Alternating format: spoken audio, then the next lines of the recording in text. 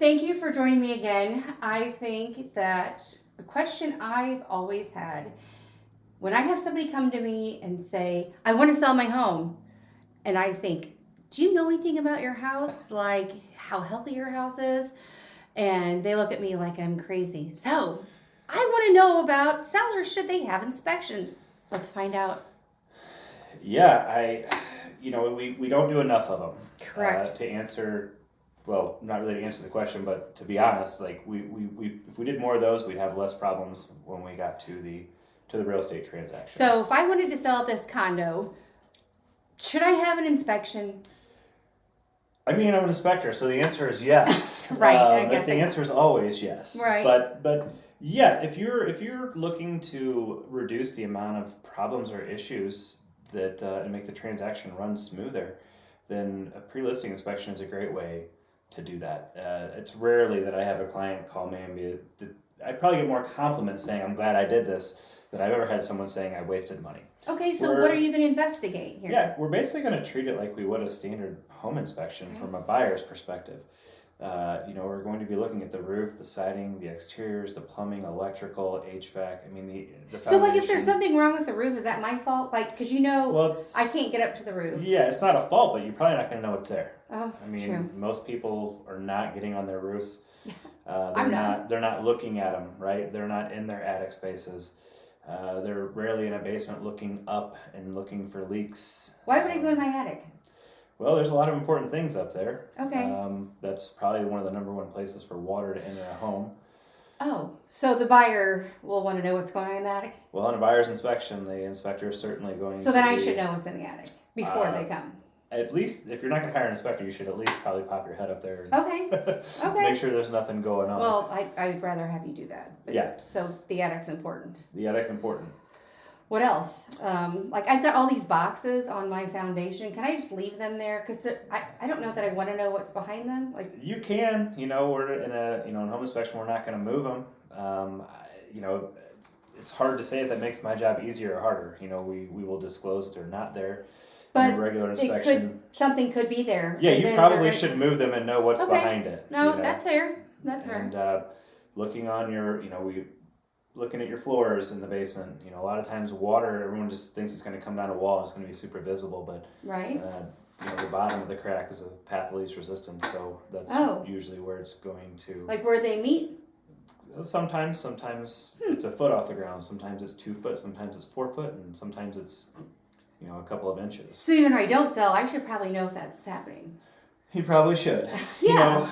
We get into that, like the benefits of it. Basically, what we're trying to do in there is we're identifying the same defects we would identify if I were doing the inspection for a seller as I would for a buyer. Okay. It's giving the seller an opportunity to correct these things before a buyer comes in. And again, one of our number one or number two reasons for a buyer probably not purchasing a home is they have a super long inspection list, right? It could be a bunch of small things. But it could be a list of things that I didn't even know were going on and they're going to want me to fix them? Yeah, that's the kind of the expectation. Most people they're buying the home thinking that everything is correct, and then they have an inspection done. But what if I live here and I don't have any problems? Well, just because it's not a problem to you doesn't mean it's not a problem, or that a problem doesn't exist. You're not looking at these things. You live in the home. You're accustomed to seeing the home every day, and people miss things in their own home all the time. We'll do an inspection, and they're like, I had no idea that was there. And then then I'd be embarrassed because then I feel like I don't take care of my home if it's coming from that buy side. But if I do it up front, at least I know. You do. I mean, that's being a big part of it. It's small things too, right? Smoke detectors. I mean, it sounds stupid. GFI receptacles, kitchens, bathrooms, wet areas on the exterior of the home, right? We're going to identify if those are there in either inspection that we would do, but it's going to come up on a main and, on a home buyer's inspection report.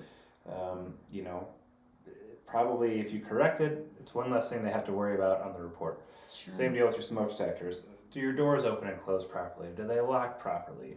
Have you looked up at your ceilings and seen any leaks? I mean, we never know what we're going to find. When we walk into a home, gutters and downspouts, one of our biggest things. Are they clear and free of debris? Are they routed away from the home so no water is draining against the foundation? So, these are none of these are expensive fixes.